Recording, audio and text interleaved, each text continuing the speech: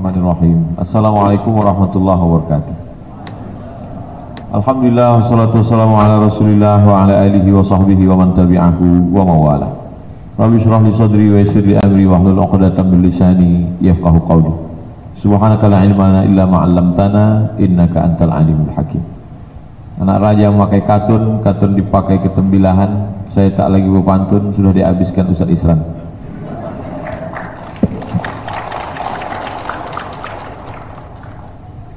Kita langsung buka halaman 1. Saya akan sampaikan materi ini 2 sesi. Sesi pertama sampai jam 10. Kemudian kita rehat. Setelah itu masuk sesi kedua. Bisa khatam alhamdulillah, tak bisa khatam kita khatamkan. Halaman 1, apakah sholat itu? Sholat artinya doa. Tapi doa bukan sholat. Saya ulang sekali lagi, sholat adalah doa, tapi doa bukan sholat. Karena ada orang sekarang ketika masuk waktu sholat dia berdoa, dan setelah itu dia tidak sholat, karena dianggapnya doa itu sholat. Isi sholat itu doa, tapi doa bukan sholat. Sholat adalah ucapan, perbuatan khusus. Ucapan khusus maksudnya Fatihah. Jadi la sholata liman lam yaqra' bi Fatihatil Kitab. Tidak sah salat kalau Fatihahnya tak betul. Jadi tujuan Bapak Ibu ikut pelatihan tahfiz ini juga membetulkan Al-Fatihah. Karena kalau Fatihahnya tak betul, yang paling sulit itu adalah membetulkan bacaan. Makanya kalau orang ikut tahfiz bacaannya belum betul, kemudian dia menghafal Quran, itu kerjanya 2 kali. Membetulkan bacaannya, membetulkan hafalan.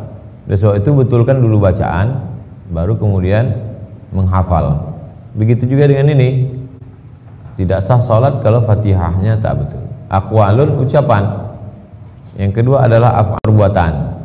Ada tegak, ada ruku', ada sujud, ada i'tidal, ada tasyahud. Itu yang dimaksud dengan aqwalun wa af'alun. Beda sama haji. Haji tak ada aqwalun. Jadi haji itu orang diam aja hajinya sah.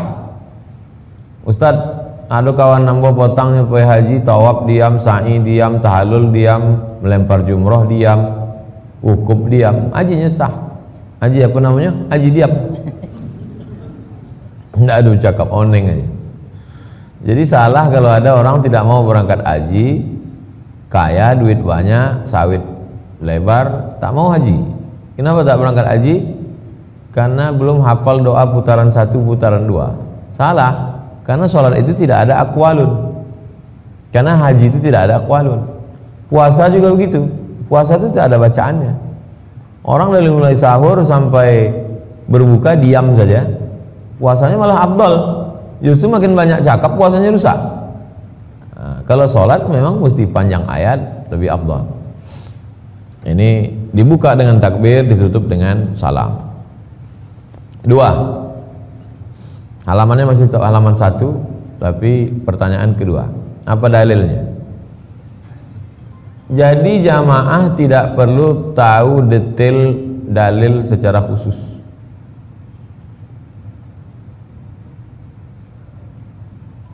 Ada masanya kita tak perlu tahu dalil secara khusus.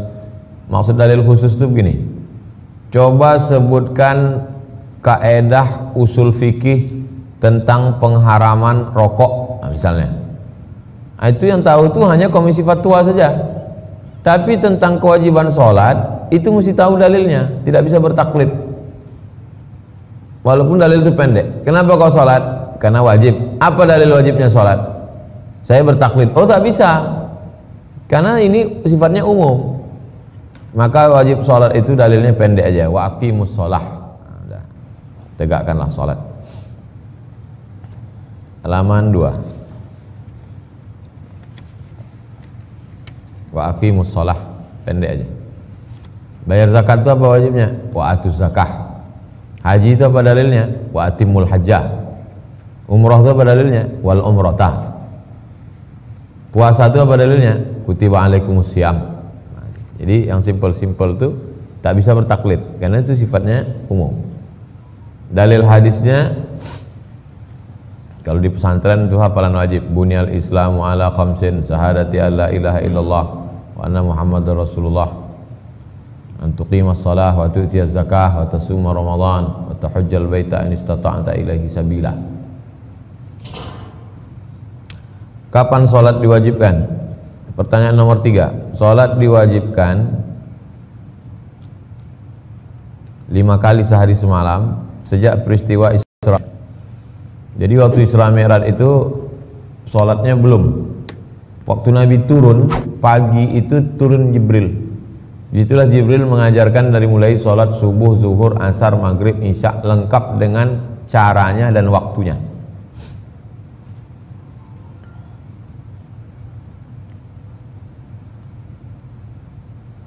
Nomor 4, halaman 3. Kapan seorang muslim mulai diperintahkan melaksanakan sholat? Abna'u sab'an sinin, umur 7 tahun.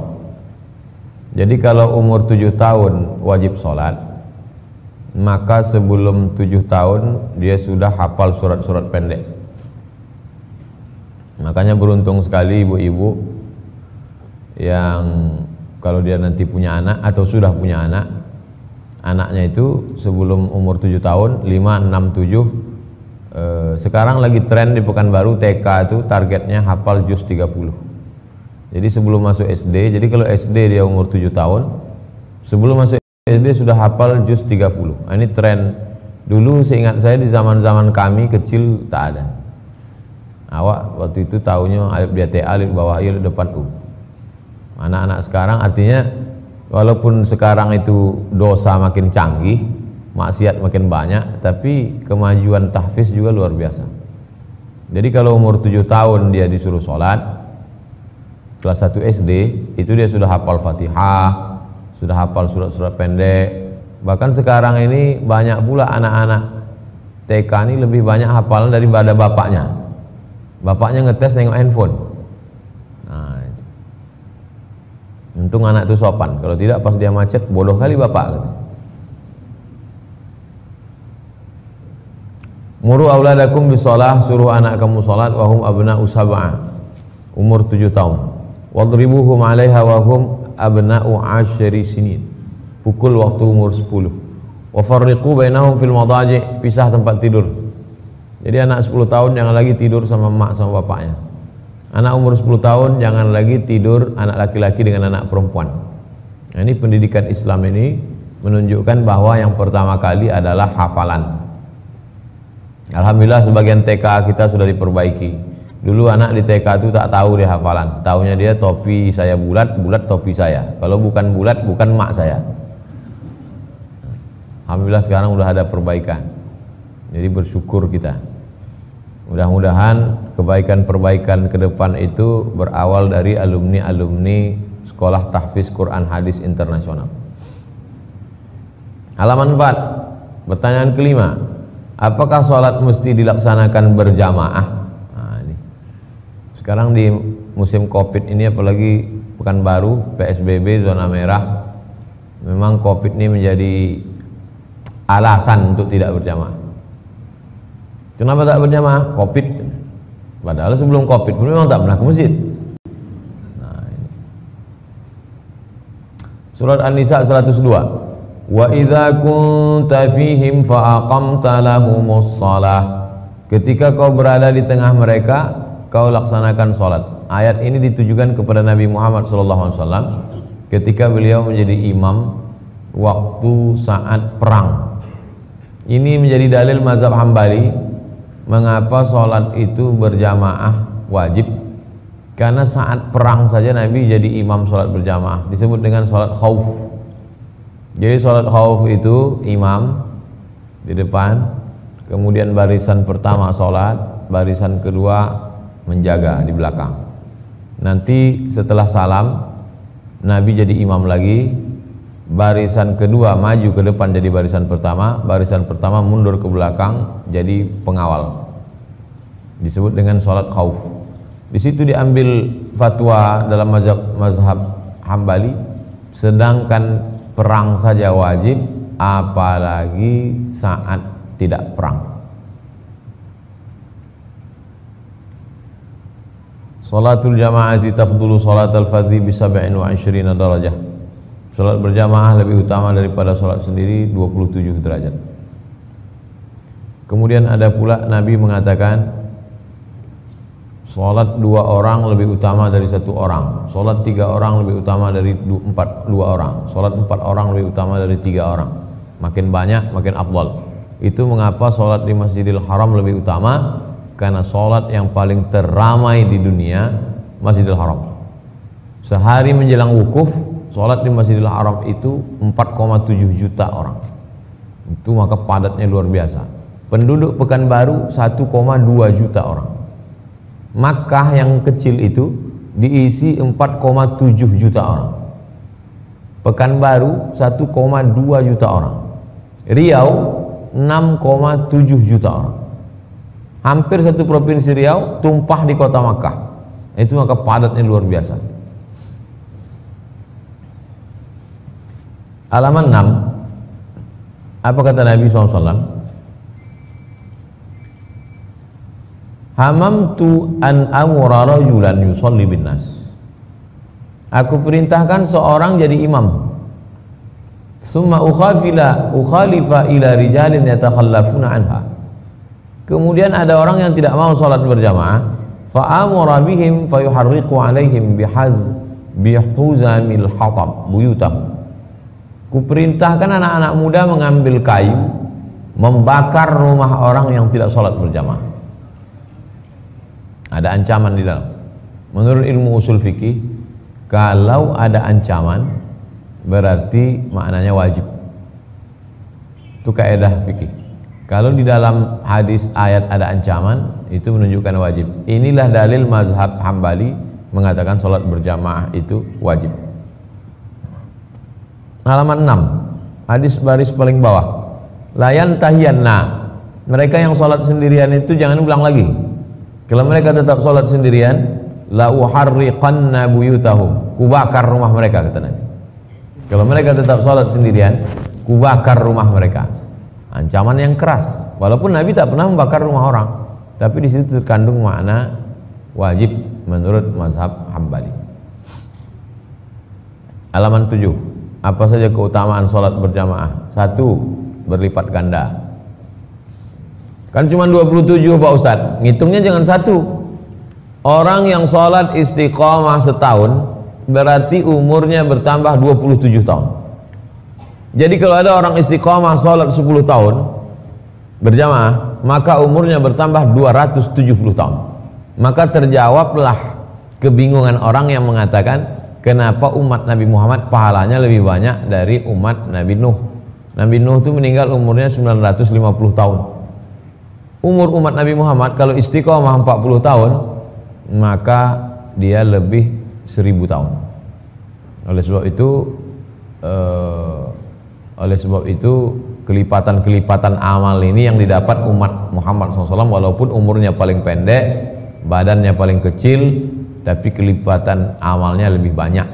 Belum lagi ditambah Lailatul Qadar, belum lagi ditambah sholat di Masjidil Haram 100.000, belum lagi ditambah sholat di Masjid Nabawi 1000, belum lagi ditambah sholat di Masjidil Aqsa 500. Yang kedua, dilindungi dari setan.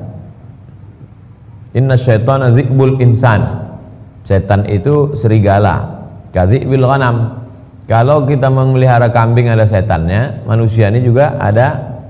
Kalau kita memelihara kambing ada serigalanya yang mau menerkam, manusia ini juga ada yang mau menerkamnya, yaitu setan.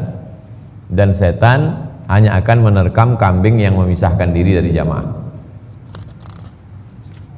Halaman 8. Kalau di kampung itu ada 3 orang, maka 1 orang mesti jadi imam. Kalau tidak, istahwazat alaihimus syayatin. Satu kampung itu dikacau setan. Maka jangan heran kalau sekarang itu di kampung itu semuanya kesetanan. RT-nya kesetanan, RW-nya kesetanan, kadesnya kesetanan. Diganggu setan karena meninggalkan sholat berjamaah. Aneh zaman sekarang. Kalau dulu di kota-kota yang kurang orang ke agama, sekarang terbalik, di kota malah pengajian penuh, Tadi subuh kami pengajian di Masjid Raya Senapelan penuh. Malah di kampung-kampung sholat subuh kosong masjid surau. Jadi terjadi dulu di kampung orang taat beragama, sekarang di kota malah full pengajian. Masjid Ar-Rahman itu pengajiannya sampai 6. Subuh, duha, zuhur, asar, maghrib, isya. Kalau Ramadan 7, tambah kajian i'tikaf malam. Malah di kampung-kampung tak ada pengajian.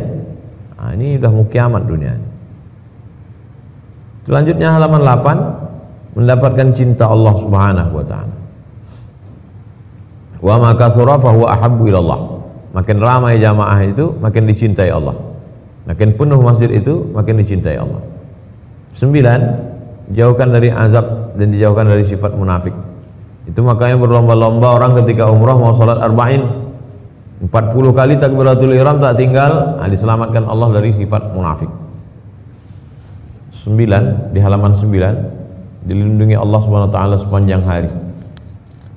Jadi kalau mau dilindungi Allah dari pagi sampai petang sampai malam, salat subuh berjamaah. Man shallat subha fi jama'atin fa huwa fi dhimmatillah. Siapa yang salat subuh berjamaah, dia dalam tanggungan Allah, dilindungi Allah. Mendapat pahala macam haji dan umrah. Nah, itu kami lakukan tadi di Masjid Raya Pasar Bawah, Masjid Raya Senaplan. Salat subuh berjamaah, duduk berzikir mengingat Allah sampai terbit matahari, salat sunat isyraq 2 rakaat. Mendapatkan pahala qiyamul lail. Siapa yang salat isya berjamaah, maka dia dapat tahajud setengah malam. Siapa yang salat subuh berjamaah, dapat tahajud sepanjang malam. Halaman 11, orang sholat berjamaah itu berkumpul sama malaikat. Ghairil maghdubi alaihim waladdallin. Waktu itu semua malaikat yang hadir ikut di situ mengucapkan amin. Serentak amin dia dengan jamaah. Serentak amin dia dengan malaikat. 11, dikagumi Allah, dibanggakan Allah Ta'ala kepada para malaikat. Halaman 12, didoakan malaikat. Orang yang berada di masjid sholat berjamaah dalam keadaan berwudu, malaikat mendoakan dia, Allahumma fir lahu, Allahumma arhamhu, Allahumma fir lahu, Allahumma arhamhu, Allahumma fir lahu, Allahumma arhamhu. Selama 2, selama wudunya belum batal dan selama dia tidak keluar masjid. Keluar dia dari masjid, berhenti doa malaikat. Batal wudunya, berhenti doa malaikat. Mendapatkan keutamaan shaf yang pertama. Halaman 13, mendapatkan ampunan Allah Subhanahu wa taala. Ghufira lahu ma taqaddama min dzambih ghairil maghdubi alaihim waladdallin. Maka jamaah mengucap amin. Siapa yang tepat aminnya dengan amin malaikat, ghufira lahu ma taqaddama min dzambih, diampunkan dosa-dosanya. Mendapatkan keutamaan-keutamaan. Seandainya mereka tahu keutamaan sholat isya berjamaah, sholat subuh berjamaah, la atawan, mereka akan datang walaupun merangkak mereka akan datang. Halaman 14, nomor 7, apa hukum perempuan sholat berjamaah di masjid? Ini jadi konflik di beberapa tempat daerah. Yang satu mengatakan perempuan bagusnya di rumah, jangan ke masjid. Yang satu pula mengatakan perempuan punya pengajian grup di masjid. Akhirnya berkelahi antara perempuan yang ngajak ke masjid dengan yang tak mau ke masjid, padahal sudah sama-sama hijrah. Kelahi gara-gara ini. Maka saya jelaskan. Sholatul mar'ati fi baitiha afdal. Salat perempuan dalam rumah lebih afdal min salatiha fi hujratiha. Lebih afdal lagi fi makhda'iha afdal min salatiha fi baitiha. Lebih afdal lagi di dalam tempat yang kecil, lebih afdal lagi di paling tempat yang tersembunyi. Perempuan itu lebih afdal paling kecil, paling tersembunyi lebih afdal. Halaman 15, la tamna'u ima Allah masajid Allah. Jangan kamu larang hamba Allah perempuan mau ke masjid. Kontradiktif. Ada ilmu khusus mengkaji tentang hadis yang kontradiktif. Kalau hadis bertentangan dengan Quran, nama ilmunya mushkilul hadis. Kalau hadis bertentangan dengan hadis, nama ilmunya mukhtaliful hadis. Perempuan lebih afdal di rumah, lebih afdal di kamar, lebih afdal di tempat sempit. Sementara hadis lain mengatakan jangan larang perempuan datang ke masjid. Kontradiktif. Masuk dalam pembahasan mukhtaliful hadis. Maka siapa yang menyelesaikan ini? Jangan selesaikan sendiri. Jangan kita baca hadis kita mau menyelesaikan sendiri. Siapa kita? Baca pendapat ulama. Apa kata ulama? Lihat halaman 15. Idza lam yatarattab alaihi fitnatun, kalau tidak terjadi fitnah, wa annaha la takhruju matibatan, kalau dia tidak keluar dengan menggunakan parfum secara berlebihan. Ada perempuan yang terlalu suka pakai parfum berlebihan, dipakainya di Sukajadi sampai baunya ke pasar bawah, sampai error bacaan imam. Tapi kalau pakai parfum hanya menghilangkan bau-bau busuk, karena malaikat man akala basalan, siapa yang makan bawang merah, al-thawman, bawang putih, falyantazil musallana, jangan dekat-dekat masjid. Innal malaikata tata'adza, malaikat tersakiti dengan bau-bau busuk. Jadi kalau hanya sekedar menghilangkan bau, parfum itu boleh. Tapi kalau melampau, lain pikiran orang mencium baunya, maka itu tak boleh. Jadi kalau dia tidak menimbulkan fitnah, maka boleh. Tapi kalau menimbulkan fitnah, tak boleh. Pekanbaru kalau ada perempuan sholat di Masjid Raya Senapelan, di Masjid Ar-Rahman, di Masjid An-Nur, tak ada fitnah. Beda dengan di Suriah, ditangkap oleh tentara. Beda dengan di negara minoritas, kena pelecehan seksual. Apalagi Islam sekarang jadi target-target, dituduh ISIS. Nah, oleh sebab itu perempuan di rumah. Tapi di Pekanbaru mana ada. Oleh sebab itu maka perempuan tetap sholat ke masjid, dalam kurung menjaga kode etik, menjaga adat istiadat kita. Karena di beberapa datang banyak perempuan tidak berzikir, tak baca Quran, tak dengar pengajian, arisan cekikikan, jual salalawuk pula di masjid. Pendapat Syekh Yusuf Qardawi halaman 16. Kehidupan modern telah membuka banyak pintu bagi perempuan. Mereka bisa keluar rumah, ke sekolah, ke kampus, ke pasar. Kenapa ke mall boleh? Kenapa ke masjid tak boleh? Kenapa ke kampus UIN, Lancang Kuning boleh? Kenapa ke masjid tak boleh? Nah, jadi selama tak ada fitnah silakan. Tapi kalau ada fitnah jangan. Halaman 16. Bagaimana cara meluruskan shaf? Kata Nabi, aqimu sufufakum, luruskan shaf kamu. Fa inni arakum min wara'i zahri, aku bisa melihat kamu dari belakang. Wa kana ahaduna yulziqu manqibahu bi manqibi sahibihi. Salah seorang dari kami, nah ini yang ngomong di sahabat. Nabi hanya mengatakan luruskan shaf. Salah seorang dari kami melekatkan, menempelkan bahunya, wa qadamahu bi qadamihi, kakinya. Ini dalil bagi sahabat-sahabat kita yang menempelkan bahu dan kaki. Ini pernah menjadi masalah panjang di Pekanbaru dan di beberapa daerah. Karena yang satu ini ketika ditempel kakinya risih dia. Akhirnya dia nanya Ustaz, saya risih kaki saya ditempel. Saya pun susah menjawab. Alhamdulillah 6 bulan ini tak ada lagi pertanyaan. Covid, apa yang mau ditempel? Berjarak semua. Jadi Covid banyak juga menyelesaikan masalah-masalah. Dua dulu yang orang sindir menyindir. Pertama masalah kaki, kedua masalah salaman. Itu terus ditanya. Alhamdulillah 6 bulan nih masalah kaki tak ada, masalah salaman pun tak ada.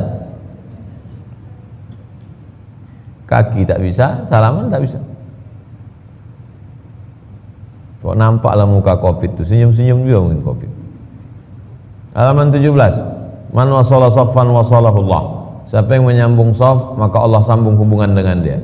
Man qata'a saffan qata'ahullah. Siapa yang memutus shaf, Allah putus hubungan dengan dia. Ternyata shaf ini ada hubungannya dengan hati. Halaman 17. La takhtalifu fatakhtalifu qulubukum. Jangan sampai shaf kalian bengkok, karena hati kalian ikut jadi bengkok. Kalau shafnya lurus, hatinya jadi lurus. Innallaha wa malaikatahu yusalluna 'alas sufufil awwal. 'Alas sufufil awwal. Sesungguhnya malaikat Allah mengirimkan makna solawat di situ meridai, ridha dan rahmatnya untuk shaf yang baris pertama. Halaman 18. Bagaimana posisi shaf anak kecil? Dari Anas bin Malik. Shallaitu ana wa yatimun fi baitina khalfan nabi. Saya salat di belakang Nabi. Wa ummu Sulaim khalfana. Ibu saya namanya Ummu Sulaim, ibunya Anas namanya Ummu Sulaim, salat di belakang. Komentar Imam Ibnu Hajar. Wa qiyamus sabi ma'ar rajuli saffan wa ta'khirun nisa' an sufufir rijal wa qiyamul mar'ati saffan wahdaha wa idza lam yakun ma'a imratun ghairuha. Perempuan di belakang laki-laki, tidak di samping. Apakah anak-anak itu di shaf sendiri? Halaman 19. Al-afdal annal atfala yusaffuna khalfar rijal. Yang paling afdal anak-anak kecil itu membuat shaf sendiri di belakang laki-laki. Walakin idza khusya minhum isghalul muslimin aw lam yaktamil shaffur rijal falyusaffu ma'ar rijal. Anak-anak afdalnya dibuat dia punya shaf sendiri. Tapi kalau dikhawatirkan dia ribut mengganggu, maka diletakkan dia bersama shaf pria dewasa supaya dia tidak meribut. Walaisa dzalika qat'un lis-sufuf. Itu tidak memutus shaf. Anak kecil tidak memutus shaf, syaratnya dua. Yang pertama sudah khitan, yang kedua wuduknya benar. Kadang di tempat kita ini dua-dua tak dapat. Wuduknya benar, belum bersunat. Sudah bersunat, wuduk tak betul. Belum bersunat, wuduk tak betul. Oleh sebab itu kalau anak-anak ini sudah dikhitan, kemudian wuduknya betul, maka dia sholat walaupun belum akil balik, maka dia tidak memutus shaf. Halaman 19. Apa hukum sholat orang yang tak berniat? Innamal a'malu binniyat. Segala amal dinilai dari niat.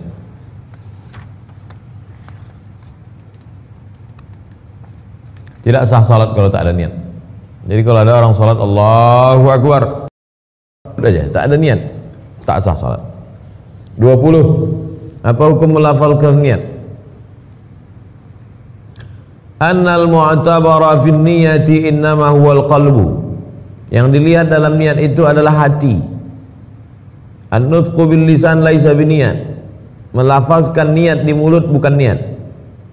Usolli fardhu zuhri 4 raka'atin adaan ma'muman, bukan niat. Laisa biniyat. Wa innama huwa musa'idun ala tanbihil qalbi. Maka usolli itu adalah menolong hati. Karena ada sebagian orang hatinya lemah. Masuk dia ke masjid, Allahu Akbar, berkata-kata dalam hatinya. Salat apa nih? Salat zuhur apa salat asar? 2 rakaat apa 3 rakaat? Jadi imam apa jadi makmum? Maka untuk menguatkan hati, salat apa ini? Usolli fardhu zuhri. Berapa rakaat? 4 rakaat. Ada apa qadha? Adaan. Jadi imam apa jadi makmum? Makmuman. Tapi itu bukan niat. Itu musa'idun, membantu niat.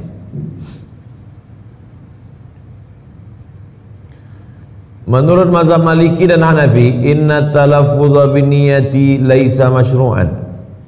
Melafazkan niat tidak disyariatkan. Usolli fardhul maghribi 3 raka'atin adaan ma'muman, tidak disyariatkan. Illa idza kana al-musalli maususan, kecuali kalau orang yang salat itu was-was, ragu. Jadi kesimpulannya kalau ada orang yang pakai usolli jangan disalahkan. Kalau ada orang yang tidak pakai usolli juga salatnya sah, karena niat itu di dalam hati, sedangkan usolli itu musa'idun, untuk menguatkan. Musa'idun ala tambihil qalbi, membantu menguatkan hati. Halaman 21. Kapan waktu berniat? Menurut Maliki, Hanafi, Hambali, berniat itu sebelum takbiratul ihram. Allahu Akbar. Kapan dia berniat? Sebelum takbiratul ihram. Sedangkan menurut mazhab Syafi'i, niat itu di dalam takbiratul ihram. Allahu Akbar. Di situ niat. Saya sholat maghrib 3 rakaat mengikut imam sholat ada karena Allah. Niatnya di dalam takbir. Allahu Akbar. Mazhab Syafi'i. Makanya jangan heran Imam Masjidil Haram itu takbirnya pendek. Allahu Akbar.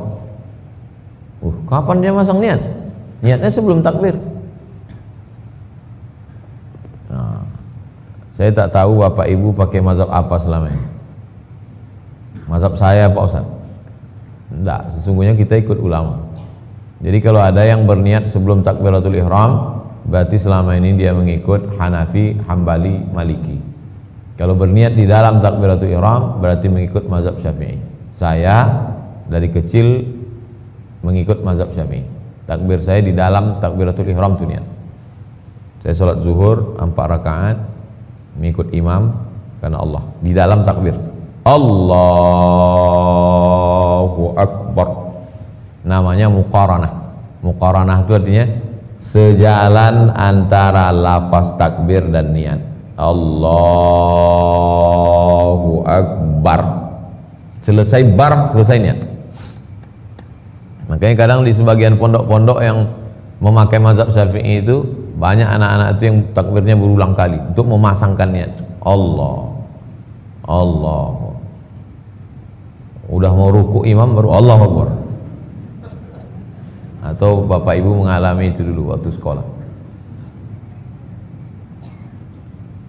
Yang tak boleh itu sesudah takbir baru berniat. Saking sibuknya masuk ke masjid langsung Allahu Akbar. Ini sholat zuhur apa sholat Jumat? Jumat aja lah, tak bisa. Takbir itu sebelum niat itu 2. Sebelum takbiratul ihram atau di dalam takbiratul ihram. 21, nomor 13. Apa batasan mengangkat tangan ketika takbiratul ihram? Lihat hadisnya di halaman 22. Karena idza kabbara, Nabi kalau bertakbir rafa'a yadaihi, mengangkat kedua tangannya, hatta yuhadhiya bihima udhunaihi, sampai sejajar dengan telinganya. Nih, yuhadhiya, sejajar, udhunaihi, telinga. Allahu Akbar. Hadis yang kedua, kana yarfa'u yadaihi hadwa mankibaihi, Nabi mengangkat kedua tangannya hadwa mankibaihi, sejajar dengan bahu. Allahu Akbar. Di Pekanbaru dua-dua ada yang sampai ke bahu aja. Allahu Akbar. Ada yang sampai ke telinga. Allahu Akbar. Pas saya kultum di Masjid Ar-Rahman depan flyover tuh, pas di depan saya Bapak, saya sedang kultum dari azan ke iqamat. Assalamualaikum warahmatullahi wabarakatuh. Berdiri di depan saya. Allah. Itu tak ikut pelatihan. 2 saja. Allahu Akbar atau subhanallah. Allahu Akbar. 14. Berapa posisi mengangkat kedua tangan dalam sholat? Ada 4 posisi. Pertama waktu takbiratul ihram, Allahu Akbar. Yang kedua ketika mau ruku, Allahu Akbar. Yang ketiga ketika bangun dari ruku, Sami'allahu liman hamidah. Yang keempat ketika bangun dari tasyahud awal pada sholat maghrib, sholat isya, sholat zuhur, sholat asar. Habis tasyahud awal tegak ke atas, Allahu Akbar. 4 posisi. Lain daripada itu tidak mengangkat tangan.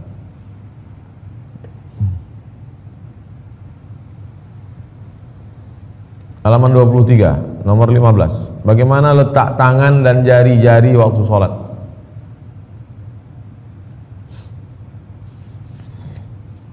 Mazhab Hambali dan Syafi'i. Halaman 24. Ayyadha'a yadahul yumna, meletakkan tangan kanan ala ku'il yusra, di atas lengan kiri, au ma yuqaribuhu, atau mendekati tangan kanan diletakkan ke lengan kiri. Bukan tapak tangan, ke lengan. Yang dimaksud dengan ku' itu lengan, dari siku nih, ku' namanya. Mazhab Hanafi, ayyaj'ala batina kaffil yumna, diletakkan tapak tangan kanan ala zahiri kaffil yusra, di atas tangan kiri. Gini. Nanti kalau nampak ada orang meletakkan tangannya di sini, ala kaffi, ini kaffi, zahiril kaffi, yang dalam ini batinil kaffi, batin zahir, zahir batin, batin dalam, zahir luar. Mohon maaf, zahir dan batin. Batinil kaffil yumna, tapak tangan kanan, ala zahiril kaffil yusra, di atas luar. Allah, ada mazhab Syafi'i ala ku'i, ku' lengan, bukan zahir.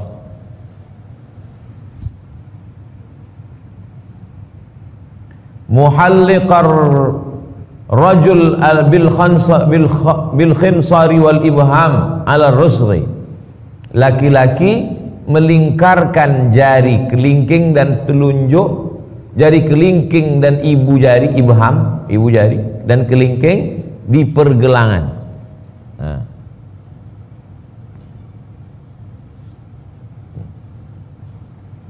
Ammal mar'atu, sedangkan perempuan, fatada'u yadaiha ala sadriha, tidak menggenggamkan, hanya meletakkan saja di dada, min ghairi tahliq, tanpa melingkarkan. Tahliq arti lingkar, halaqah, li'annahu astara laha, karena dengan menutup itu lebih tertutup, lebih menutupi bagi perempuan. Sekarang mazhab Hanafi dan Hambali, wa yada'uhuma indal Hanafiyah wal Hanabilah tahta surrati, diletakkan tangan itu di bawah pusat, berdasarkan riwayat Sayyidina Ali, minas sunnah wad'al yadain yamin ala shimal tahta surrati. Halaman 25 menurut mazhab Syafi'i, ayyaj'alahuma tahta sadri, di bawah dada, fauqas surrati, di atas pusat, di atas pusat, di bawah dada. Mazhab Syafi'i. Mazhab Hanafi dan Hambali di bawah pusat. Ma'ilan ila jihatil yasar, miring ke kiri, pas tepat di tempat jantung. Jadi kalau ada nanti nampak ada orang sholat tangannya miring ke jantung, itu mazhab Syafi'i. Li'annal qalba fiha, karena di situ letak jantung. Fatakunani ala asyrafil a'dha'i, maka kedua tangan itu berada di tempat yang paling mulia, jantung. Dalilnya hadis Wa'il bin Hujr, aku melihat Nabi yusalli fa wada'a yadayhi ala sadrihi ihdahuma ala al-ukhra. Wa yu'ayyiduhu hadithu akhar an Ibni Khuzaimah fi yad'il yadaini ala hadhil kaifiyah, meletakkan tangan di atas jantung ada dalam hadis riwayat Ibnu Khuzaimah. Menurut mazhab Maliki, halaman 25, irsalul yadaini fi shalah, tangannya lepas ke bawah. Di Maroko, mana tahu nanti jalan-jalan ke Tunisia, ke Aljazair, ke Maroko, tangannya lepas. Allahu Akbar, irsal namanya. Irsal itu lepas. Kalau menggenggam ini namanya qabd. Qabdu, menggenggam. Kalau lepas ini namanya irsal. La yadfa'u bihima min limunafati lil khusyu' wa yajuzu qabdul yadaini 'ala sadri fi salatin nafli li jawazil i'timad fi bila darurah wa yukrahu al qabdu fi salatil fardhi. Ini menurut mazhab Maliki. Pendapat Syekh Wahbah Zuhaili, halaman 26, warrajih al-muta'ayyin ladayya, menurut saya, kata Syekh Wabazaili, wa qaulul jumhur bi wad'il yadil yumna 'alal yusra. Pendapat yang kuat adalah meletakkan tangan kanan di atas tangan kiri. Wa huwa al-muttafaq ma'a haqiqati mazhab Malik alladhi qarrarahu li muharabati amal ghairi masnun wa huwa qasdul i'timad ay al-istinad aw li muharabati i'tiqadi fasid wa huwa dhannil 'ami wujubu dhalik. Pendapat yang kuat adalah meletakkan tangan. Jadi kalau mau dikumpul-kumpul pendapat tentang meletakkan tangan ini ada 6. Kalau mau dikumpul-kumpul meletakkan tangan ini posisinya ada 6. Mazhab Syafi'i di bawah dada di atas pusat. Mazhab Hanafi dan Hambali di bawah pusat. Mazhab Maliki 2 versi, di atas pusat dan lepas ke bawah. Kemudian ada satu lagi yang tak saya masukkan di sini, buku Sifat Salat Nabi Syekh Albani, di atas dada. 1, 2, 3, 4, 5. 1. Hidup mikrofon.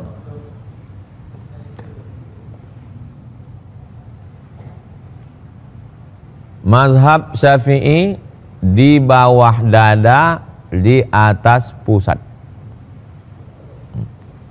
Dada, pusat.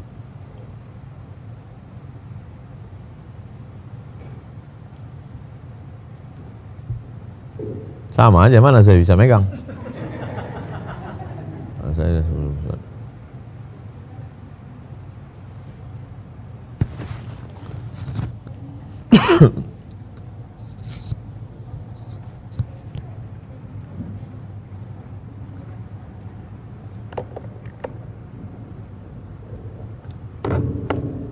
Mazhab Syafi'i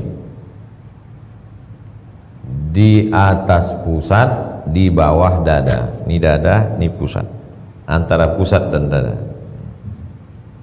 Mazhab Syafi'i.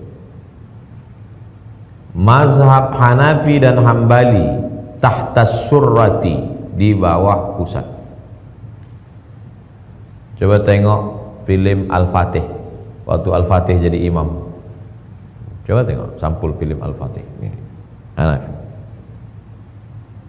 Lalu kemudian Maliki, irsal, lepas. Maliki versi 2, pas di atas pusat. Sifat salat Nabi Syekh Albani, ala sadri. Jadi kalau diurutkan 1, 2, 3, 4, 5.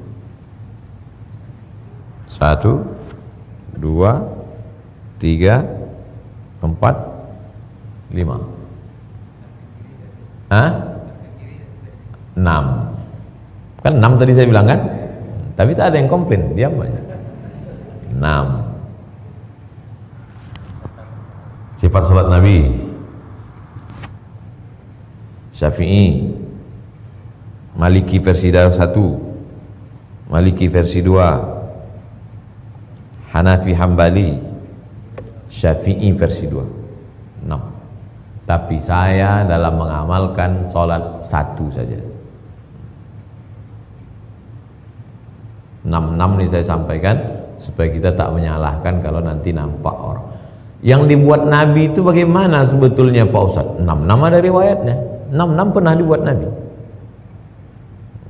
Karena Nabi itu kan sholat bukan sekali. Kecuali Nabi sholatnya sekali, maka yang betul itu 1, yang 5 itu salah. Ada riwayatnya semua.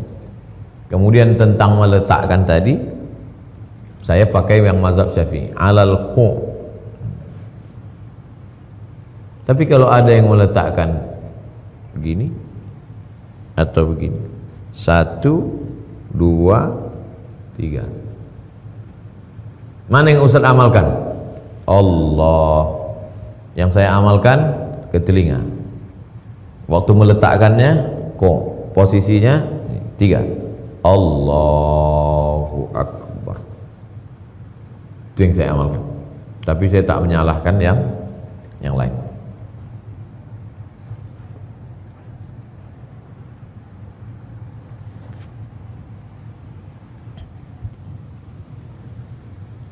Pindah ke halaman 27. Mazhab Maliki, yukrahu du'aul istiftah, makruh hukumnya baca iftitah. Bal yukabbirul musalli wa yaqra, langsung bertakbir baca Fatihah. Allahu akbar, alhamdulillahi rabbil alamin, arrahmanir rahim, malik yaumiddin. Tidak baca iftitah, tidak baca Fatihah, tidak baca bismillah. Wa yaqra, langsung saja membaca. Lima rawa Anas, berdasarkan riwayat Anas, kana Nabi wa Abu Bakar wa Umar yaftatihuna as-salah bil hamdulillahi rabbil alamin. Wa qala al-jumhur, jumhur artinya mayoritas ulama, yusannu du'aul iftitahi ba'da at-tahrimati fi rak'atil ula, dianjurkan membaca doa iftitah. Wa huwa rajihu ladayya, ini pendapat yang rajih menurut saya, kata Syekh Wahbah Zuhair. Walau siyaghun katsiratun, bunyi doa iftitah itu banyak. Al-mukhtaru minha indal Hanafiyah, menurut mazhab Hanafi dan Hambali ini iftitah yang paling afdal. Subhanakallahumma bihamdika wa tabaraka ismuka wa ta'ala jadduka wa la ilaha ghairuk, berdasarkan riwayat Aisyah.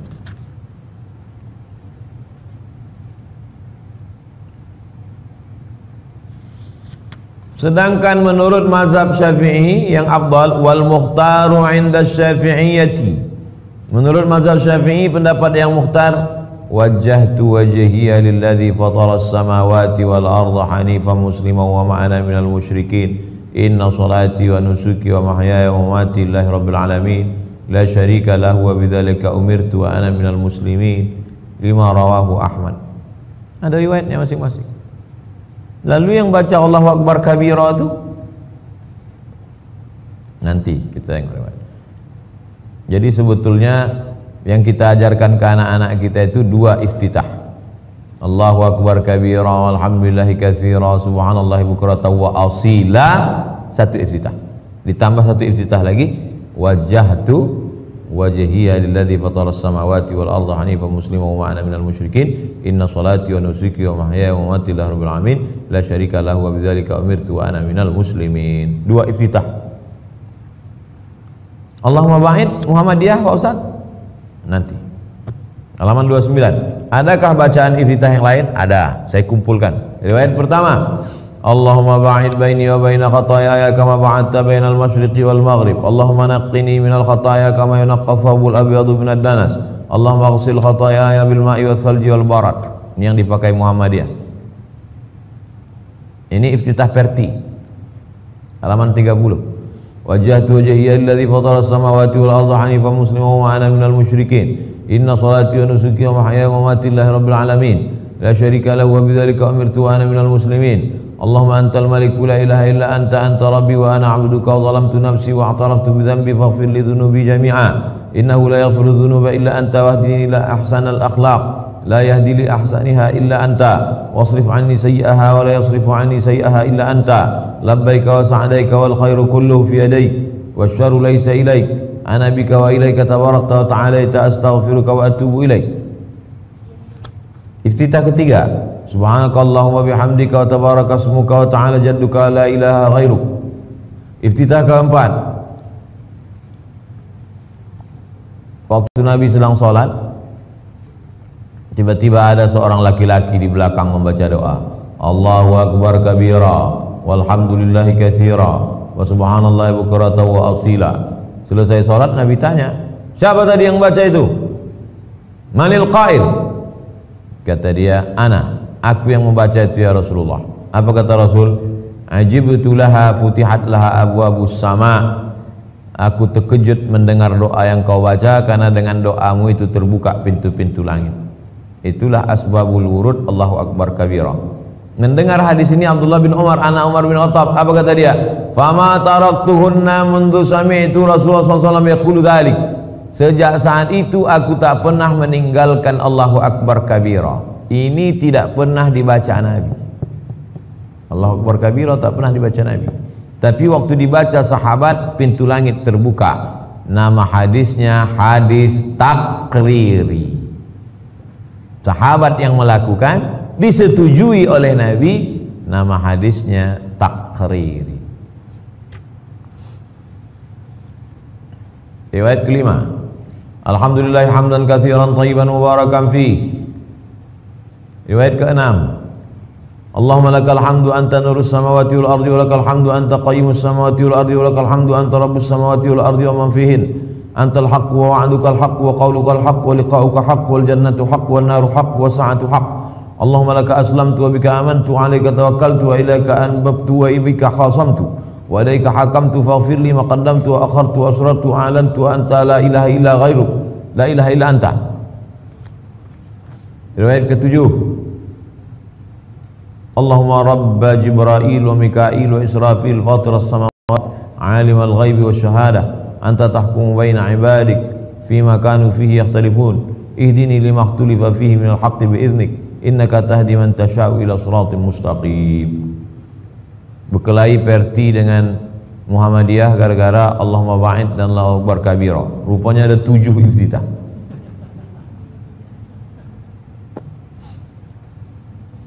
Dulu berkelahi, sekarang tak berkelahi lagi karena sama-sama tak sembahyang.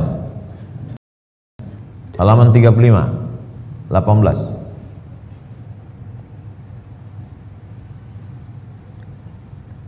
Ketika akan membaca Al-Fatihah dan surah, apakah dianjurkan membaca ta'awuz? Namanya ta'awuz, lafaznya a'udzubillah. Menurut mazhab Maliki, makruh hukumnya membaca ta'awuz. Menurut mazhab Hanafi, ta'awuz pada rakaat pertama saja. Menurut mazhab Syafi'i dan Hambali, dianjurkan membaca ta'awuz di setiap awal rakaat. A'udzubillahi minasyaitonirrajim. Bismillahirrahmanirrahim. Alhamdulillahi rabbil alamin. Mazhab Syafi'i. Mazhab Hanafi, a'udzubillahi minasyaitonirrajim. Bismillahirrahmanirrahim. Alhamdulillahi rabbil alamin. Setiap rakaat.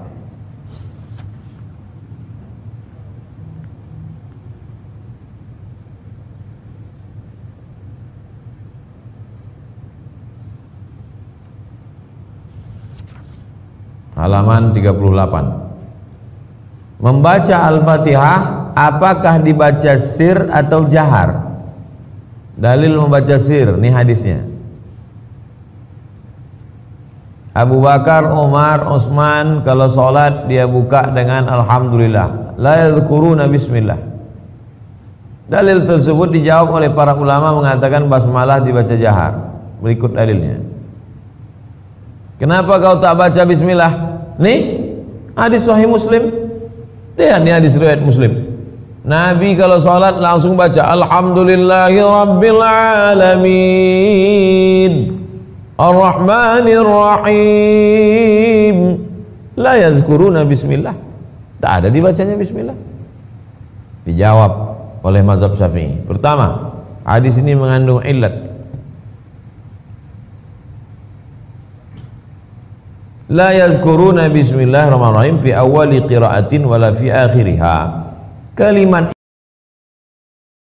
ini bukan ucapan Anas, tapi tambahan dari periwayat sesudah Anas bin Malik. Bukan hadis Nabi, tapi kata keterangan. Kata keterangan yang masuk ke dalam hadis namanya lafaz tambahan.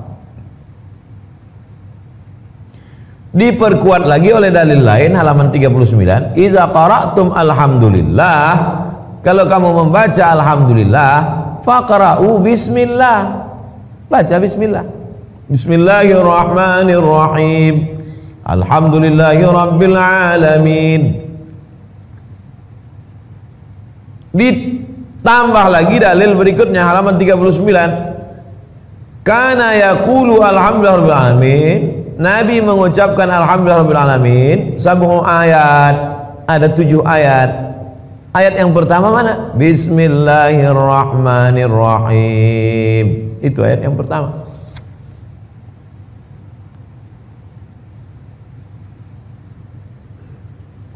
Lalu kemudian dari mana dalil mereka mengatakan bahwa bismillah itu dibaca jahar?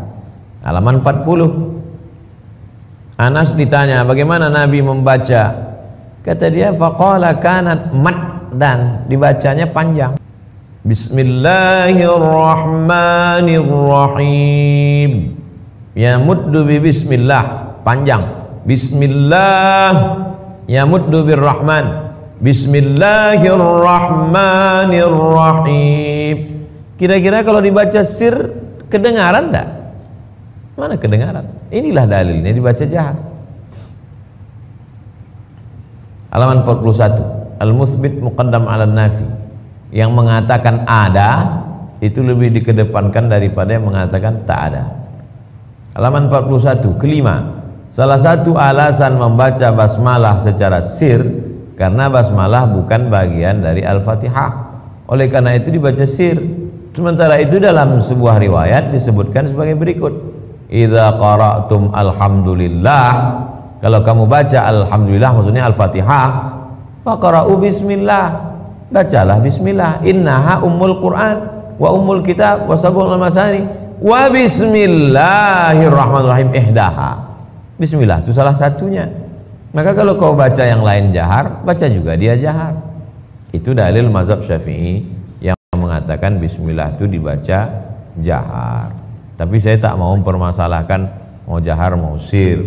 Tapi kalau saya jadi imam saya baca jahar. Kalau saya sholat di Masjid Muhammadiyah mereka baca sir, saya tidak mengulang sholat saya lalu saya katakan batal gara-gara itu. Di Maroko, di Indonesia ikhtilafnya antara sir jahar, jahar sir. Di Maroko tak ada bismillah sama sekali. Karena di Maroko mazhab Maliki ayat satunya alhamdulillah. Alhamdulillahirabbil alamin itu satu. Bismillah itu tidak terhitung satu. Maka Quran cetakan Maroko, kalau Quran cetakan Indonesia, cetakan Saudi Arabia, bismillahirrahmanirrahim satu. Cetakan Maroko, bismillahirrahmanirrahim kosong, tak ada satu. Satunya baru di alhamdulillahirabbil alamin baru satu. 42. Halaman 42 nomor 20. Apa hukum membaca Al-Fatihah bagi makmum? Man shalla, halaman 43. Man shalla khalfa imamin fa inna qira'atal imami lahu qira'ah. Siapa yang jadi makmum, maka bacaan imam itu sudah bacaan dia. Inilah dalil ustaz-ustaz yang mengatakan makmum tak perlu baca Fatihah karena bacaan imam sudah mengcover bacaan makmum, diam saja. Halaman 44. Inilah dalil yang mengatakan makmum mesti baca Fatihah. La salata liman lam yaqra' bi Fatihatil kitab. Tidak sah salat siapa yang tidak membaca Al-Fatihah. Dua-duanya pakai hadis. Mazhab Syafi'i mengatakan mesti baca Al-Fatihah bagi makmum. Mazhab Hanafi mengatakan tak perlu baca Fatihah karena imam sudah baca. Mazhab Maliki kalau sholatnya jahar, makmum sudah dengar, tak usah baca lagi. Sholat maghrib, sholat isya, sholat subuh, sholat Jumat, Idul Fitri, Idul Adha, makmum diam saja karena telinganya sudah dengar. Tapi sholat zuhur, sholat asar, makmum baca karena dia tak dengar. Ustaz pakai apa? Saya pakai mazhab Syafi'i. Maka selesai imam walil maghdubi alaihim waladdallin amin, saya baca Al-Fatihah.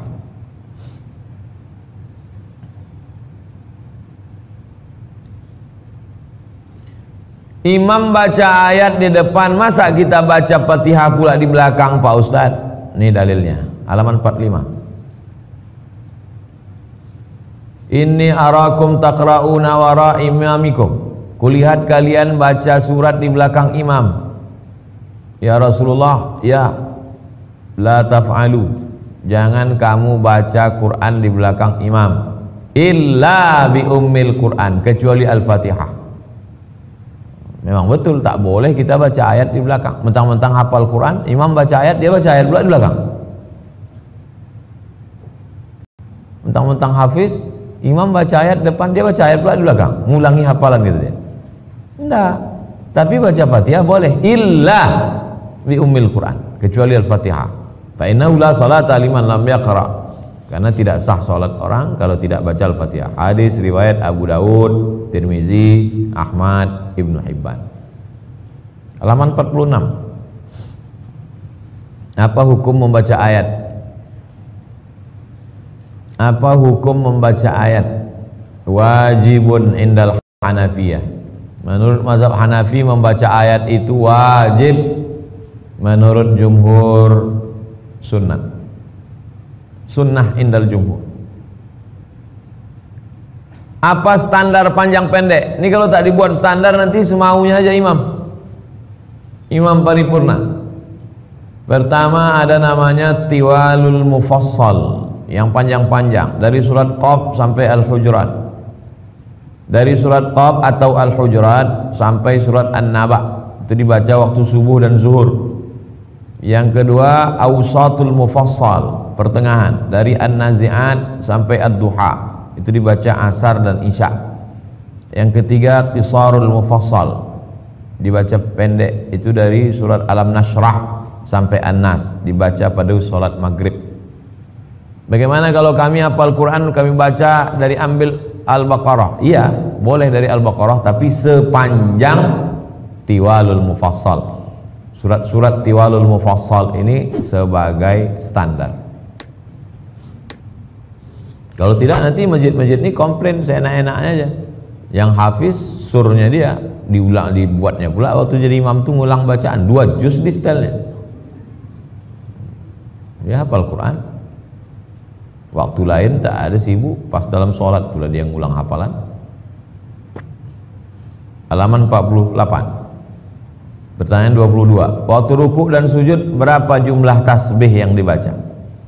Qala Ahmad, Imam Ahmad berkata dalam hadis dari Hasan Al-Basri, tasbihut tam sab'un, tasbih yang sempurna 7. Subhana rabbiyal a'la wa bihamdi, subhana rabbiyal a'la wa bihamdi, subhana rabbiyal a'la wa bihamdi, subhana rabbiyal a'la wa bihamdi, subhana rabbiyal a'la wa bihamdi, subhana rabbiyal a'la wa bihamdi, subhana rabbiyal a'la wa bihamdi. 7. Wal wasatu khamsun, kalau mau sedang 5. Wa adnahu, yang paling pendek, salasun, 3. Kita 3 1 napas pula. Jadi kalau jadi imam yang sedang 5, lewat daripada ini makruh. Ada kadang imam itu dulu panjang, pitam makmum belakang. Halaman 48, nomor 23. Apa yang dibaca ketika rukuk? Subhana rabbiyal azim, tak pakai wa bihamdi. Ada dulu ustadz di Pekanbaru ini menyalahkan saya karena mengajarkan subhana rabbiyal azimi wa bihamdih. Kata dia, tak ada tuh wa bihamdih itu. Abdul Somad itu yang pakai wa bihamdih di halaman 49. Mungkin sobek buku dia yang halaman 49. Halaman 49 riwayat kedua, coba tengok di situ. Subhana rabbiyal azimi wa bihamdih. Riwayat ketiga, subhanakallahumma wa bihamdika Allahumma ghfirli. Riwayat keempat, subuhun quddus rabbul malaikati warruh. Riwayat kelima, Allahumma laka raka'tu wa bika amantu wa laka aslamtu khash'alaka sam'i wa basari wa mukhi wa 'azami wa 'asabi. Tapi yang selalu saya pakai subhana rabbiyal azimi wa bihamdih. 24. Bagaimana mengucapkan sami Allahu liman hamidah dan ucapan rabbana lakal hamdu ketika bangkit dari ruku?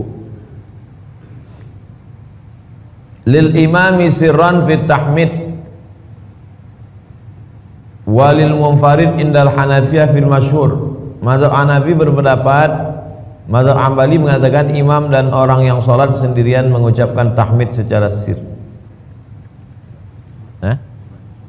Sudah lewat? Oh, istirahat. Berapa lama? 30 menit. Kita break 30 menit. Jangan kemana-mana. Kita teruskan setelah yang satu ini.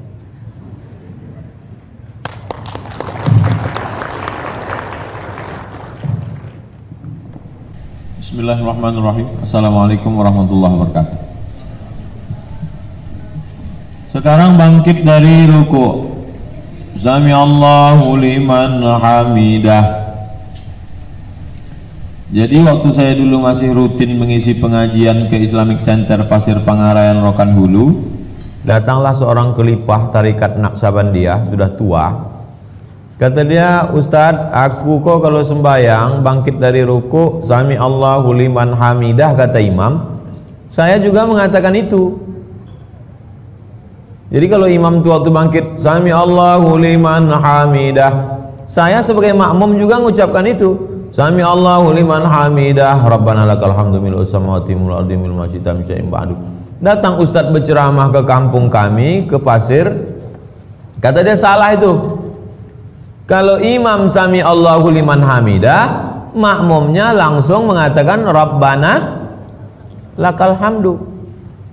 Jadi sebetulnya buku ini saya tulis setelah saya menjadi ustadz, lebih banyak menjawab pertanyaan-pertanyaan. Jawabannya ada di halaman 52. Lihat di halaman 52.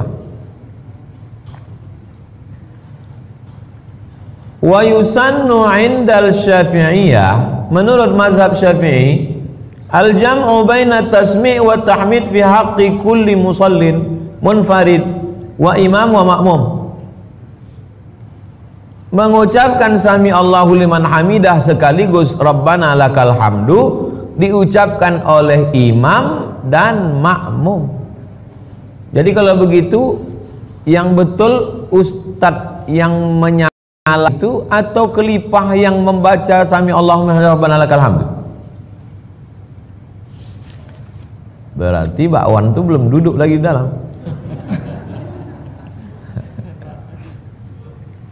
Kalau menurut mazhab Syafi'i, makmum tetap mengucapkan yang sama. Sami Allahu liman hamidah, kata imam, makmum tetap ikut Sami Allahu liman hamidah Rabbana lakal hamdu, mazhab Syafi'i. Sedangkan yang ustadz penceramah tadi dipakainya mazhab dia, mau disalahkannya orang Rokan Hulu yang pakai mazhab Syafi'i.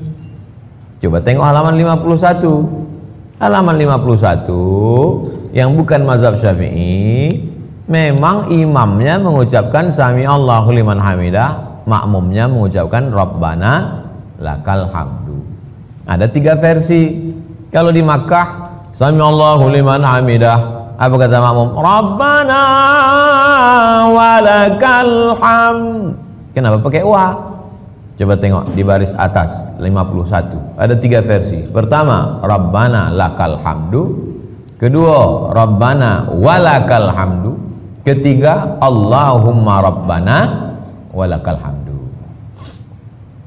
Jadi kalau ada imam mengatakan Sami Allahu liman hamidah, makmum mengatakan Rabbana lakal hamdu, bukan mazhab Syafi'i.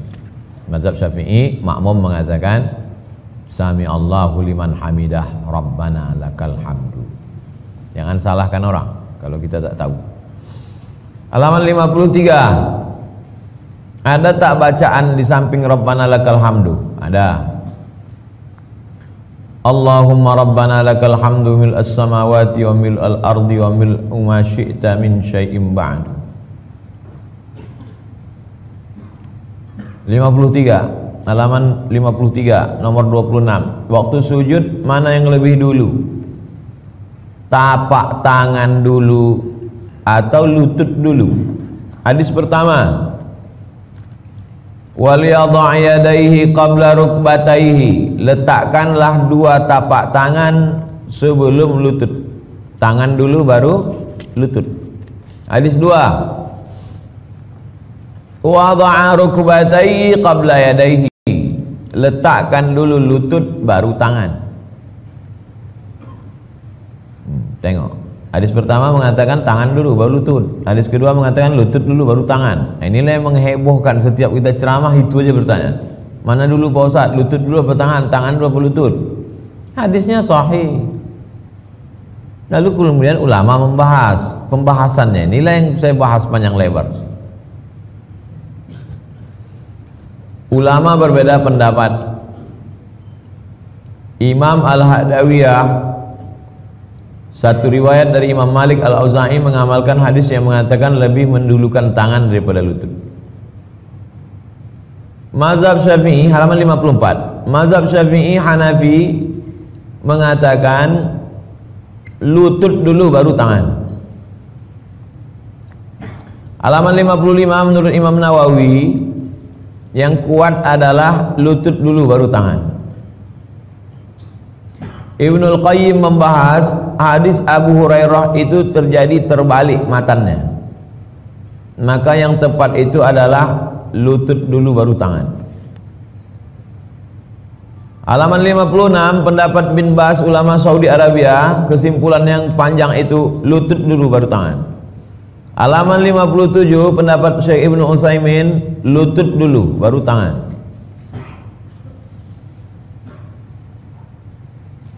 Halaman 58 apa yang dibaca waktu sujud? Subhana rabbiyal a'la wa bihamdi.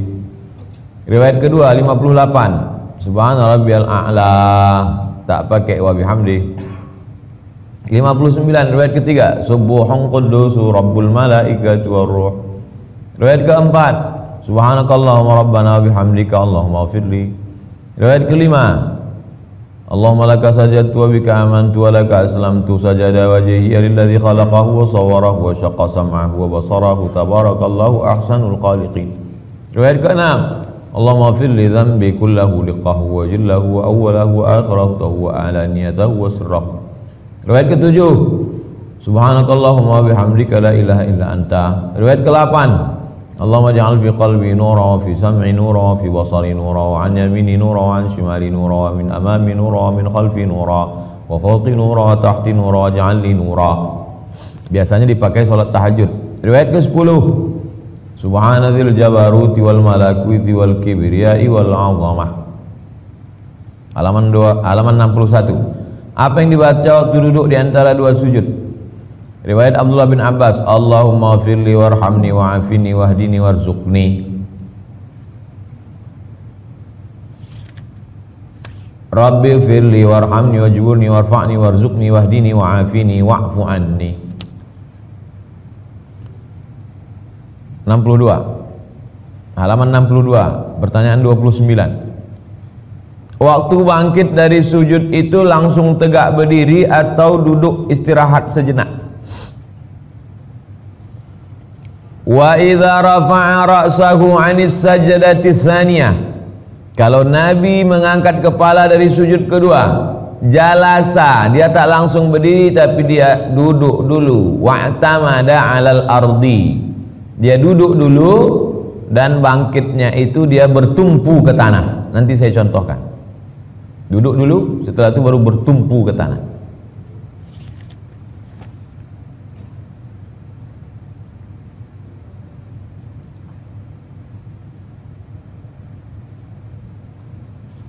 Halaman 63.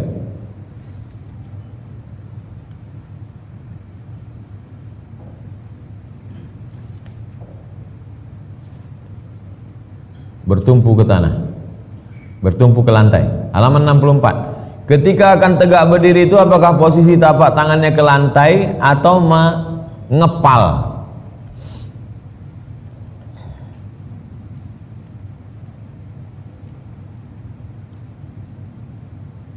Halaman 64. Yadha' al-ajin, Nabi meletakkan tangannya ke lantai seperti orang membuat adonan tepung. Tepung gandum yang dicampur dengan minyak samin, minyak sapi, itu mengadonnya begini, macam orang meninju. Ditumbuk.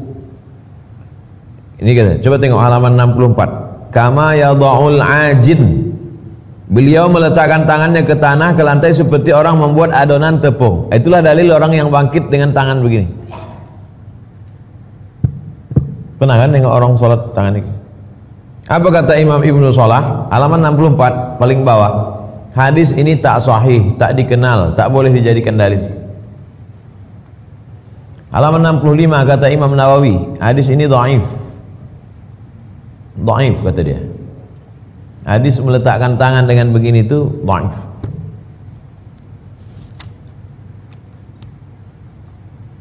Jadi kalau begitu yang sahih itu bagaimana? Halaman 66. Wala yadha'u rahataihi wa yartafi'.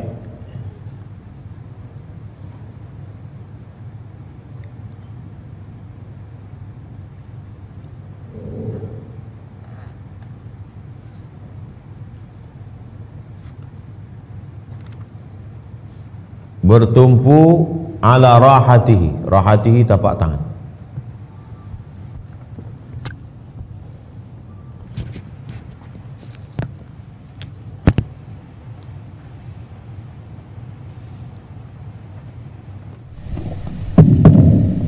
Bangkit dari sujud waktu rakaat yang bangkit dari sujud. Bangkit dari sujud, duduk sejenak dan tangannya bertumpu ke lantai. Bertumpunya tapak tangan. Allah. Adapun hadis yang begini, itu yang saya bahas di situ. Jadi jangan giring orang ke satu pendapat saja. Bertumpu ke tapak tangan. Adakah pendapat lain dari pendapat yang dua nih? Pendapat yang pertama mengatakan seperti adonan tepung gandum. Pendapat kedua mengatakan tapak tangan. Adakah pendapat ketiga? Kita baca. Halaman 67.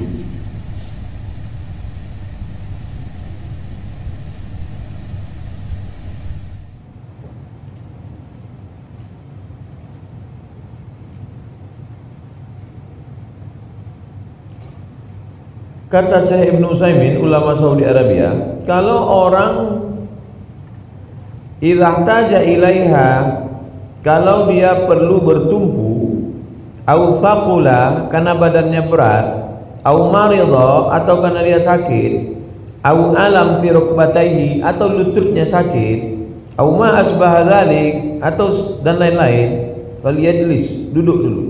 Summa idza ihtaja ila ayya'tamid indal qiyam ala yadayhi, kalau dia pas mau bangkit itu mesti bertumpu ke kedua tangannya, faly'tabid ala ayyi sifatin kanat. Silakan pilih mau bangkit dengan cara bagaimana. Sawa'un i'tamada ala zuhuril asabi, apakah bangkitnya begini? Zuhuril asabi begini. Jama'a asabi'u hakadha wa i'tamada 'alaiha aw ala rahati, atau bangkitnya begini dengan tapak tangan. Atau ghairi dzalik, atau yang lain. Nah, jadi dia mengatakan bebas, mau bangkit begini, mau bangkit begini, atau mau bangkit begini. Dia guru karate, mau bangkit dia begini. Al-muhim, yang penting idza ihtaja ilal i'timad faly'tamid. Kalau dia perlu bertumpu, silakan bertumpu. Wa idza lam yahtaj fala ya'tamid. Kalau dia merasa tak perlu bertumpu, dia tak usah bertumpu.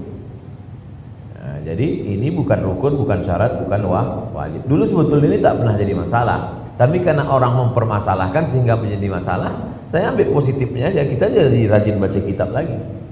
Dulu kita kan nggak pernah sedetail-detail ini ya. Orang udah mau sembahyang aja udah alhamdulillah, mau bangkit begini. Jadi pembahasan ini detail. Apa yang dibaca waktu tasyahud? Halaman 68.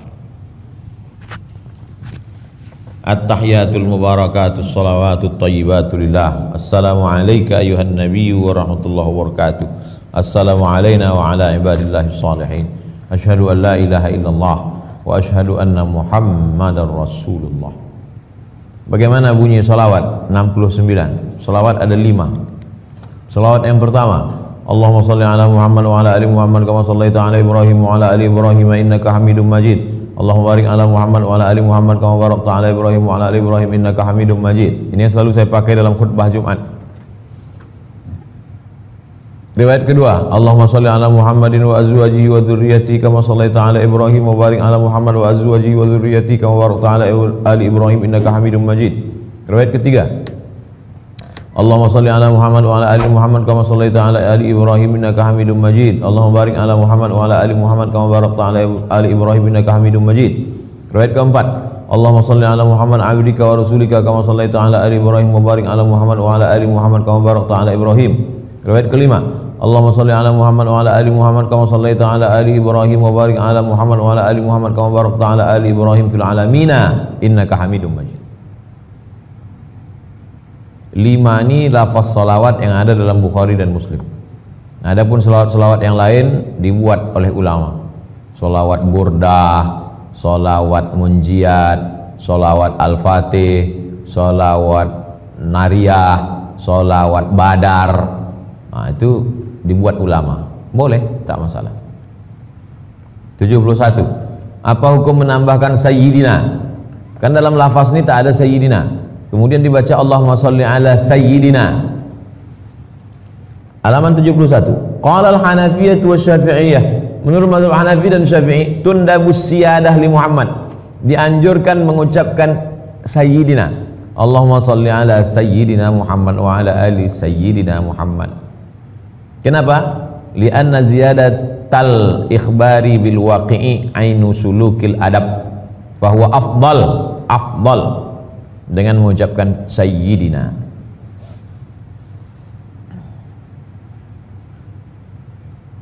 Allahumma salli ala sayyidina Muhammad wa ala ali sayyidina Muhammad kama shallaita ala sayyidina Ibrahim wa ala ali sayyidina Ibrahim. Kenapa kita panggil Nabi itu pakai sayyidina? Halaman 73. Annallaha yubashshiruka bi Yahya musaddiqan bi kalimatin minallahi wa sayyida. Nabi Yahya dipanggil Allah Sayyid. Kalau Yahya saja dipanggil Sayyid, apalagi Sayyidina wa Maulana Muhammad sallallahu alaihi wasallam. Halaman 74. Nabi sendiri menyebut dirinya Sayyid. Ana sayyidu waladi Adam. Aku ini pemimpin anak cucu Adam.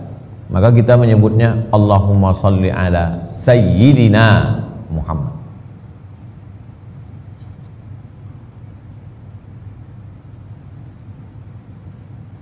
Qumu ila sayyidikum. Sayyid artinya pemimpin.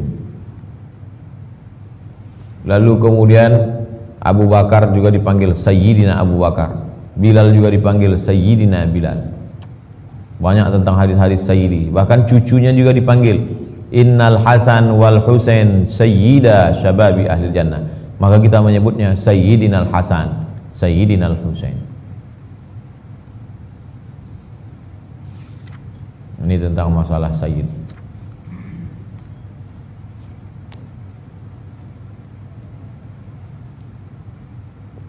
Halaman 82, hadis yang mengatakan jangan pakai Sayyid. La tusayyiduni, jangan kalian panggil aku Sayyid. Ternyata hadisnya hadis palsu.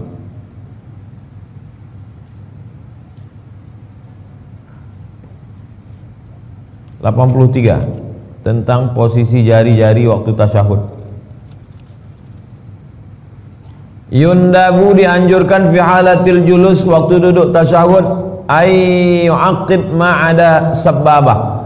3 jari, semua jari ditekuk, dibengkokkan kecuali telunjuk. 1, 2, 3, 4. Kecuali telunjuk lurus.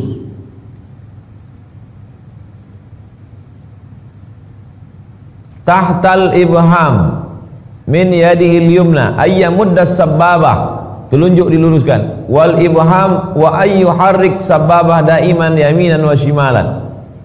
Telunjuk bergerak dari awal sampai akhir kanan ke kiri. At-tahiyatul mubarakatus salawatut thayyibatullah. Maliki. At-tahiyatul mubarakatus salawatut thayyibatullah. Halaman 83, 84. Al-Hanafiyatu qalu yushiru bis sababah min yadil yumna faqat. Telunjuk sebelah kanan menunjuk.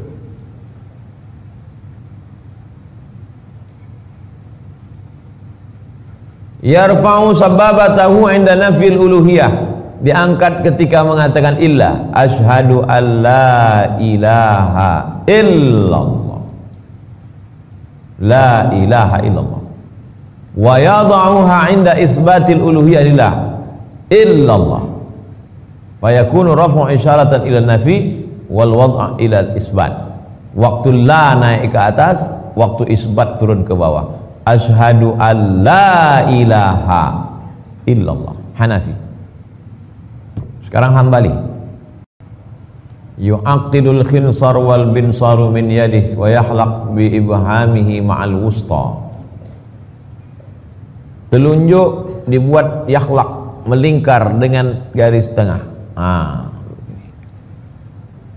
Hambali. Wa yushiru bisababah, telunjuk lurus. Fi tasyahud. At-tahiyatul mubarakatuh salawatu. Sekarang mazhab Syafi'i. Yaqbidu jami'a asabi' yadihi al-yumna fi tasyahud illa sababah. Semuanya bengkok.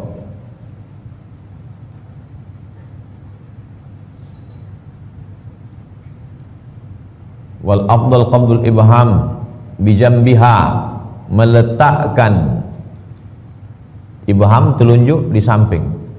Begini. Kalau yang tadi melingkar, yang mazhab Syafi'i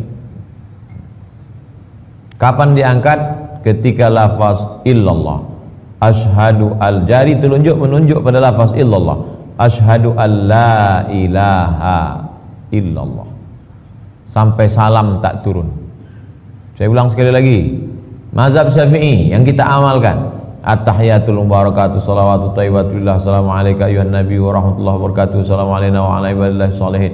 Asyhadu an la ilaha illallah. Sampai habis tak turun. Mazhab Hanafi naik pada lafaz la, turun pada lafaz Allah, melingkar. Asyhadu an la ilaha illallah. Mazhab Maliki bergerak dari awal sampai akhir ke kanan ke kiri. At-tahiyatul mubarakatuh salawatu thayyibatullah. 85. Bagaimana cara duduk orang masbuk ketika imam pada rakaat terakhir duduknya tawarruk? Imam rakaat keempat duduknya tawarruk. Maaf, tawarruk pantatnya menempel ke lantai. Tawarruk namanya. Diambil dari kata warik. Warik artinya pantat menempel ke lantai. Tawarruk namanya. Sedangkan si makmum baru bagi dia itu rakaat pertama. Bagaimana duduk dia? Menurut mazhab Syafi'i dalam kitab Al-Um, yajlisul masbuk muftarishan, maka si makmum duduknya duduk iftirash. Duduk iftirash itu tapak kakinya diduduki macam tasyahud awal. Imamnya duduk tawarruk, makmumnya duduk iftirash. Kenapa? Karena itu bukan rakaat terakhir bagi makmum.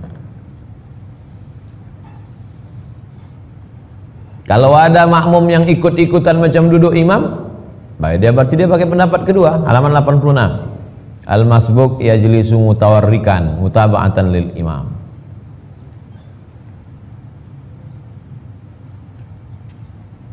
Halaman 86. Pertanyaan ke-36.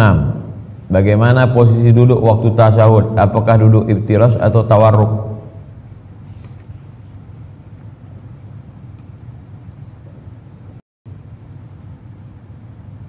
Duduk tasyahud akhir menurut mazhab Hanafi seperti duduk tasyahud awal. Sawa'un kana akhir salatihi am lam yakun. Pokoknya tidak ada duduk tawarruk dalam mazhab Hanafi. Duduknya semuanya duduk iftirash.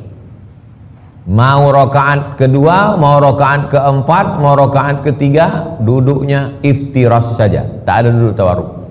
Mana tahu nanti umrah menengok orang India, Pakistan, orang ini kenapa tak ada tawarruk? Iftirash saja duduk.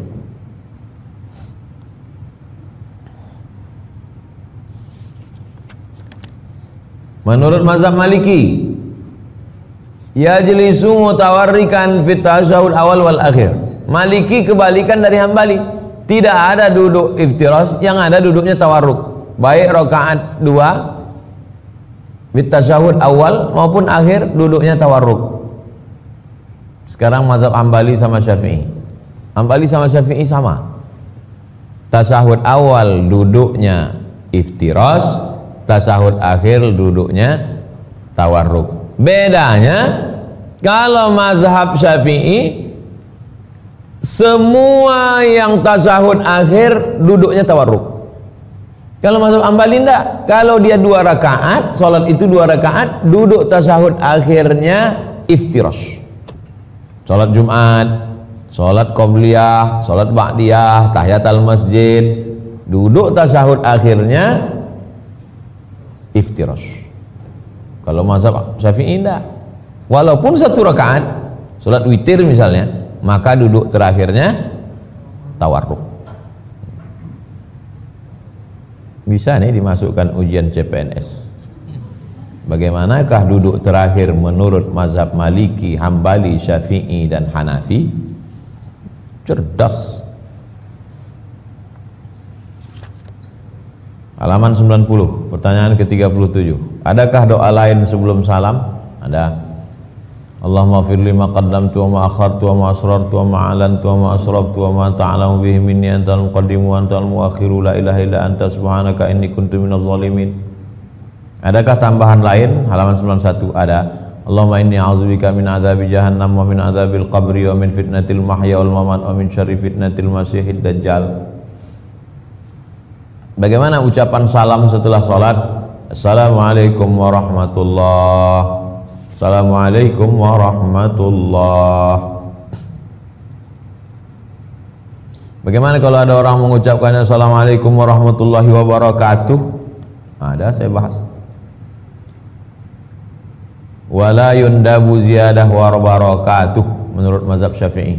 Halaman 94. Tidak dianjurkan menambah wabarakatuh. Assalamualaikum warahmatullahi. Titik.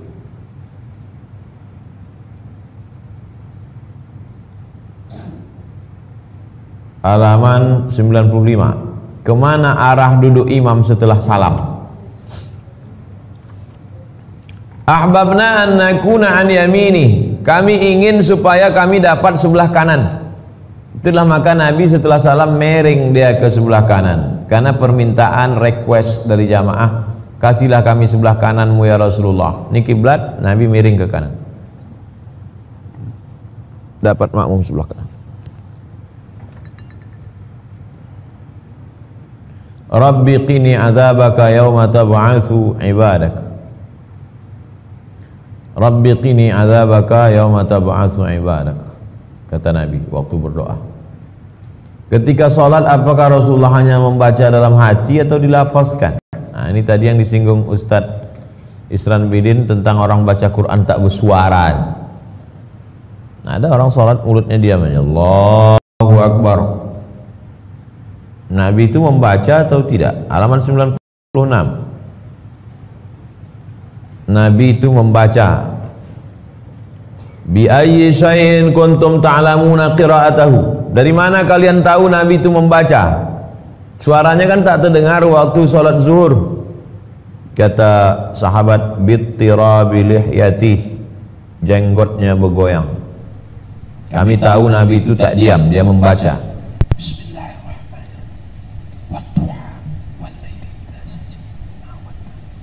Jenggotnya bergoyang. Jadi sholat itu tidak diam. Karena sholat itu qiraatul Quran. Sedangkan yang mulut tak bersuara, tak berbunyi itu namanya mutola'ah. Orang baca koran itu rata-rata tak bersuara, mutola'ah. Apalagi baca WhatsApp, bahaya kalau bersuara. Tahu kawan sebelah.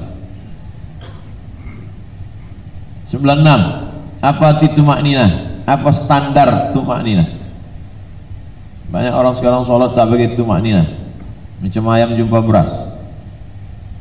Oleh sebab itu maka standar tumakninah adalah, kata Nabi SAW, antakuna as-sukun wa in qalla, berhenti sejenak, berhenti walaupun sejenak. Allahu Akbar. Makanya kalau ada orang membaca satu tasbih itu dah tumakninah. Subhana rabbiyal a'la wa bihamdi, tumakninah. Halaman 97. Bagaimana sholat orang yang tak tumakninah? Nabi suruh ulang. Irji' ila sholatika fa innaka lam tusalli. Ulangi sholatmu karena kau belum sholat. irji' ila salatika fa innaka lam tusalli, ulangi salatmu karena kau belum salat. Artinya salatnya batal. 98. Apa pendapat ulama tentang kunut subuh? Menurut mazhab Hanafi dan Hambali tak ada kunut subuh. Menurut mazhab Maliki ada kunut subuh. Menurut mazhab Syafi'i ada kunut subuh, setengah berbunyi setengah tak berbunyi. Mazhab Hambali tak ada. Makanya Saudi Arabia pakai mazhab Hambali, kita pergi haji tak ada kunut subuh. 99. Apa hadis tentang adanya kunut subuh? Hadis pertama, hal qanata Rasulullah SAW fi salati subhi? Naam, ba'da ruku' yasiran. Hadis riwayat Muslim. Hadis kedua, yaqnutu fil fajri hatta faraqad dunya. Nabi membaca kunut subuh sampai meninggal dunia.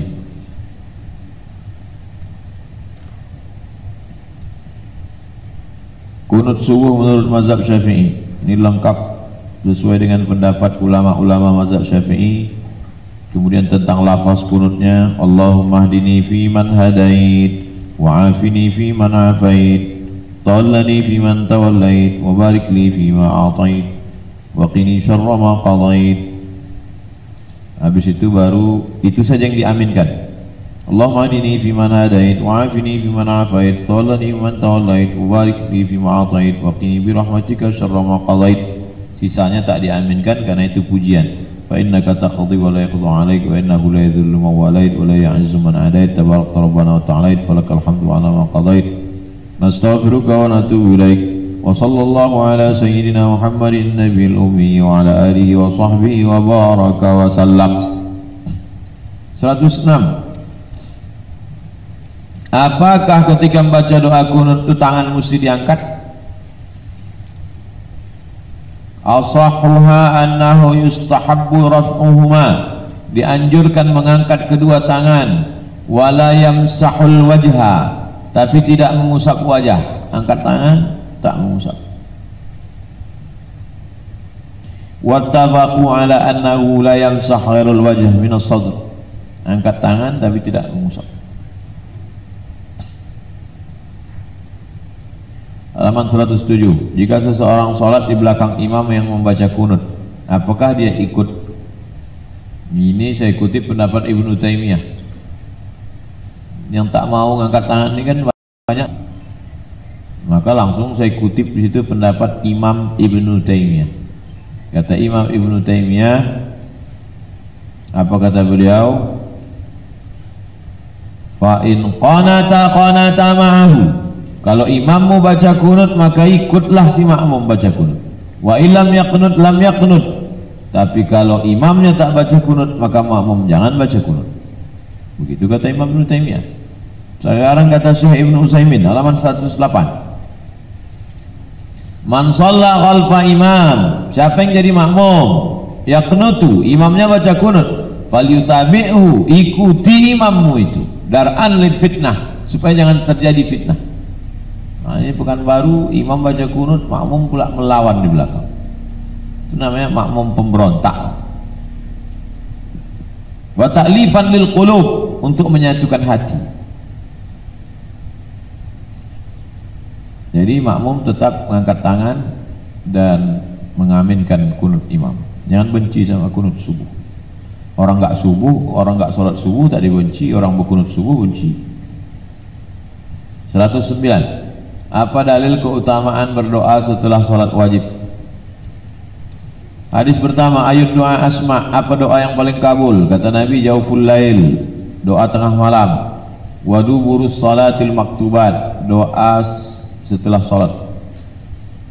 Riwayat kedua, wahai Muaz, jangan sampai kau tinggalkan doa ini. Allahumma a'inni ala zikrika wa syukrika wa husni ibadatik. Ya, iya, saya selesaikan. Ya. Riwayat ketiga, Nabi mengajarkan doa Allahumma rabbana wa rabbu kulli syai' wa ana syahidun annaka antar rabbu wahdaka la syarikalah. Riwayat keempat, doa setelah salat.